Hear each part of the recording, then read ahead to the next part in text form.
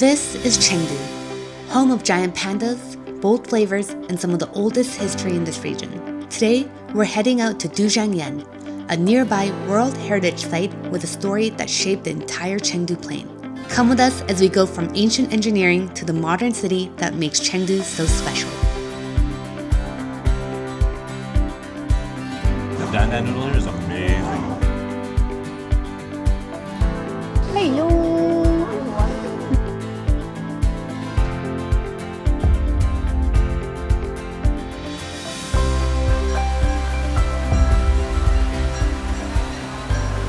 So we just checked into our hotel. It's called the Lano Hotel. The reason why I picked this is because it's right in the scenic area. So the location is amazing.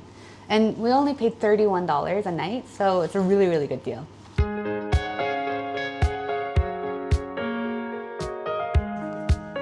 Located a short train ride away from Chengdu, Dujiangyan Old Town is renowned for its history, cultural charm, and beauty.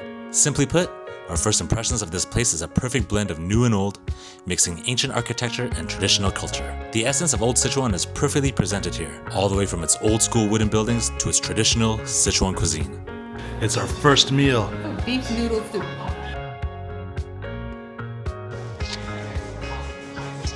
It's so good. Oh yeah. However, the cream of Dujiangyan lies in its scenic area, which, in our opinion, is its main attraction.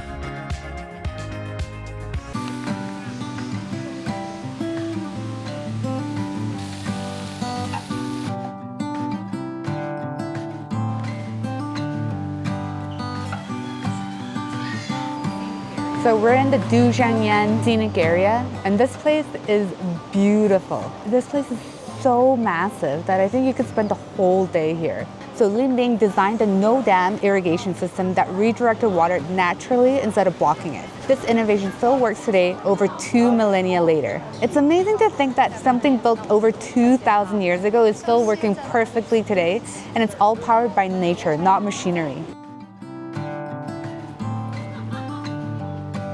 You know the name to these trees? I have no idea. It's so unique and so beautiful.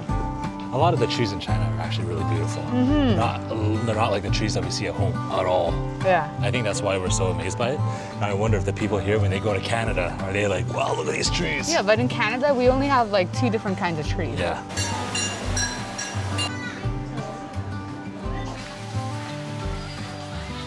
So in conclusion, is it worth coming here?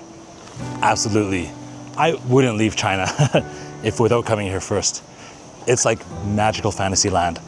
You know, I feel like the whole time I'm here, I'm living Crouching Tiger, Hidden Dragon. It's so stunningly beautiful. Like, we came at a good time because the leaves are starting to change. We've got all sorts of colors. Oranges, greens, yellows. Worth it. So worth. Finally here. It was really, really difficult to get here.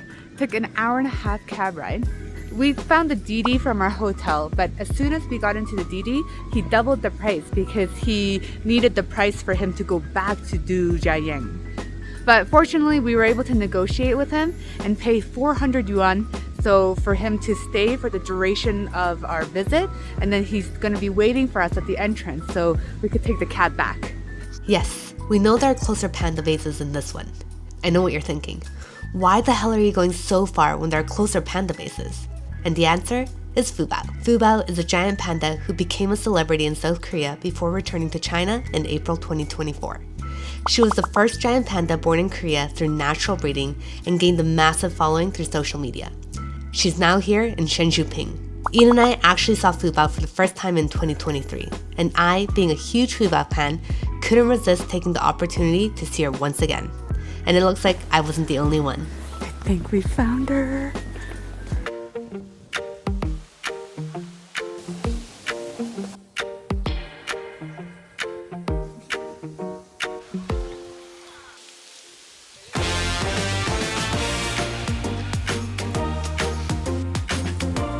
We found her. She's coming.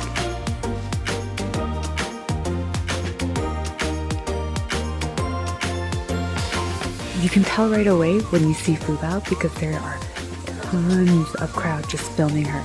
You don't see that with any other pandas.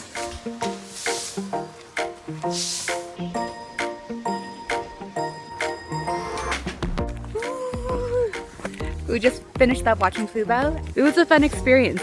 If you're a Fubao fan, definitely worth coming. But if you're just coming here to see pandas, I think it's probably better off to go to the ones that are closer to the city. There's one in Chengdu, one in Dujiangyan, so there's really no need for you to come all the way here. This is Mount Qingcheng. Mount Qingcheng is famous as the birthplace of Taoism as well as a UNESCO World Heritage Site. What's interesting is the term "go with the flow" is actually from Taoism itself.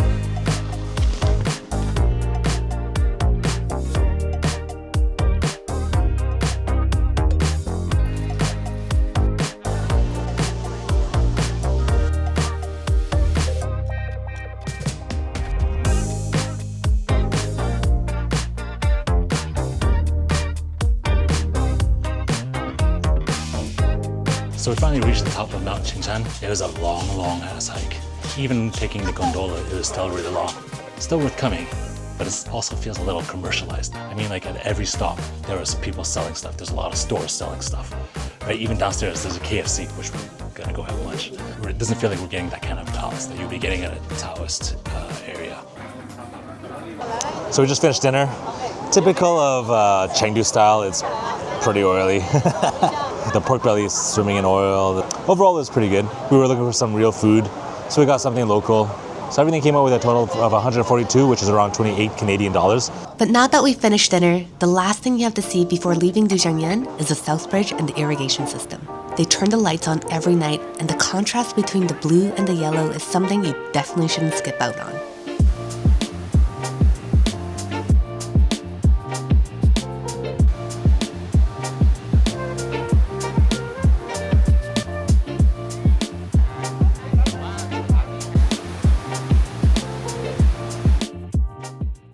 Good morning. So we've shown you the old ancient side of the Sichuan province. Now we're going to show you the modern. This is Chengdu. Sichuan province, as you guys know, is famous for its pandas. So when you come to Chengdu, you're going to see a lot of pandas. Just right over here, you see this iconic panda butt at IFS.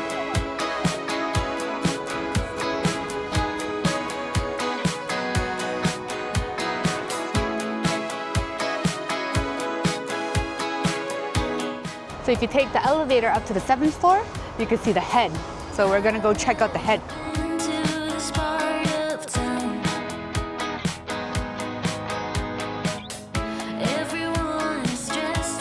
Hello. There's also a bunch of restaurants up here if you're looking for something to eat, and a bunch of like cool art installations. Some sculptures and some statues. Yeah, it's a juicy fruit wrapper, crumpled up.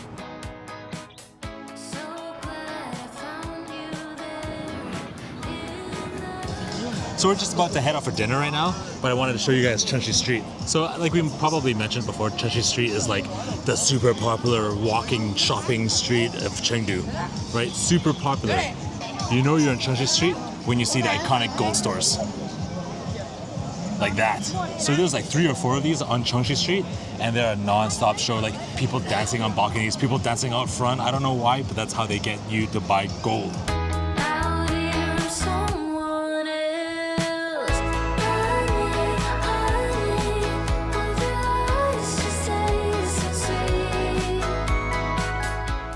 We're at a restaurant that Jenny found on Trip. They have a section on there kind of like similar to Instagram where people post their stories, their itineraries, and this guy posted this restaurant on there. Apparently his favorite restaurant when he was in Chengdu. Yeah, he suggested the Kung Pao chicken and the Dan Dan noodles. Okay, so we've got our famous shredded potatoes, some vegetables, dan dan mee, and the Kung Pao chicken. Everything looks good. Let's try it together.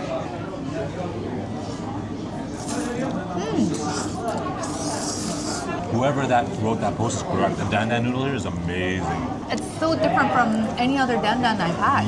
Oh wow. Done, son. I would come back just to have a bowl of dan dan all to myself. So all of this costed 78 yuan. 78 in Canadian. That's like $15.60.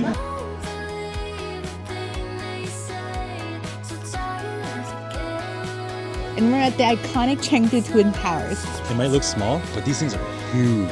They're 58 stories high and over 700 feet high. This is the definitely must visit. Coming after 8 p.m. is the ideal time, but these shows only run till 10. Between 8 to 10 would be your ideal time. We found the best spot to see the towers. Once you get to the towers, look for the overpass. That's like half a kilometer away. That's where you're gonna be able to see the best view.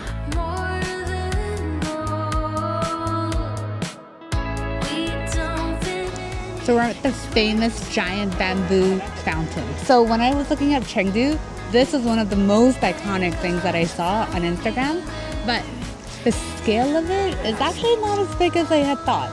So there's a water fountain mixed with LEDs, so it has a very cool misty effect. Ah, that's why it looks so cool. How long does this show go on for? Also, I'm seeing mixed things. Some say that it ends at 9, but I've seen some that says it ends at 10. Is it worth coming? It's only 2 stops over from the Twin Towers that I think it's close enough for you to see it. Ah, yeah, if you're going to go see the Twin Towers, then you might as well come here as well, right? Is that what you're saying? And like we're above a mall. There's a mall below us, right? That's the SKP mall is right below us. So if you didn't get enough shopping done at the IFS, well then, here's your chance to do some more. So that's it for today. Good night.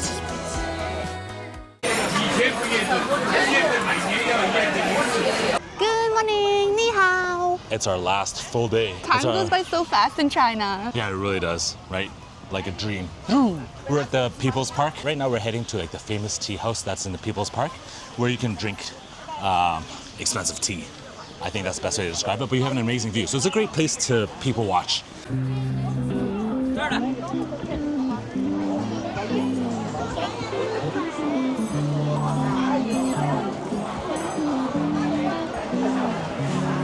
Once you sit down, they'll take your order. They give you a list of a bunch of teas. They range in price from 18 to like 35, I think is the most expensive one. So like, it's not that cheap. I think it's pretty pricey for tea. But they'll give you like a huge pot of hot water. So you can sit here as long as you want enjoying your tea. So you should come with an empty bladder.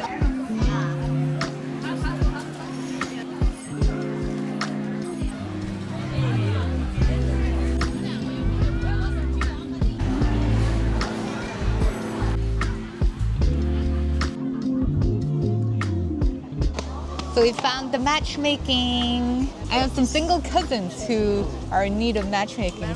So this section's for all male. We're looking for the female section. Oh, the females are in pink over there. Oh, okay. There are quite a bit of people here looking at the profiles. I'm interested to see the success rate. It's so cool and interesting to see that something from so long ago has carried on the tradition till now. You know, I see people out there and I think they're seriously looking. They've got their phones out and they're taking out numbers, so best of luck to these candidates. I hope they find what they're looking for.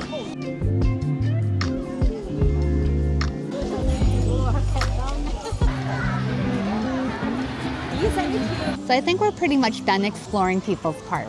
It's huge. I don't think we've explored the whole entirety of it, but just because it's massive, we get lost too easily.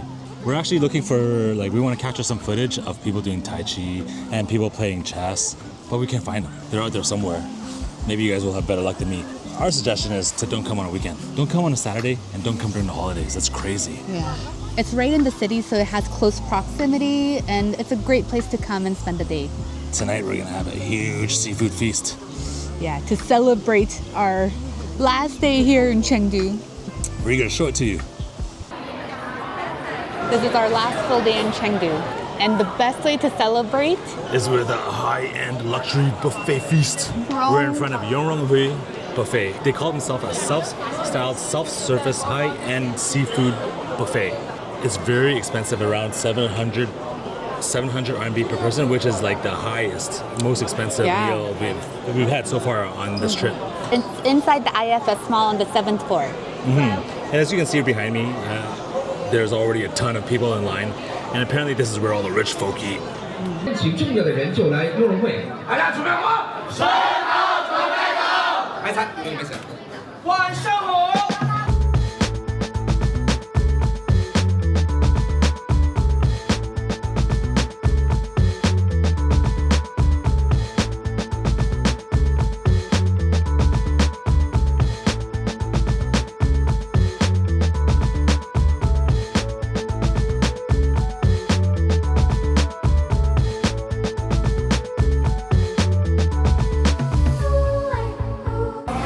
The service is so good. So this girl, she came and she's cooking, like, so she's steaming our lobster for us, and then she gave us a timer. We know how long to cook for. Look at this. So the level of consideration is next to level. If you look at Jenny, you'll see that her backpack, hold up your backpack, right? They put a plastic bag on there so that it won't get wet. They're constantly at our table. They're cleaning up everything. They're shelling our fish. They're checking the timer, making sure everything is cooked well and not being overcooked. So here, our hairy crab is done. So here he is taking it out for us. See, so now he's gonna cook the shrimp for us. They're as efficient as possible, making sure that it's never empty. So this is the craziest dining experience I've ever had in my life.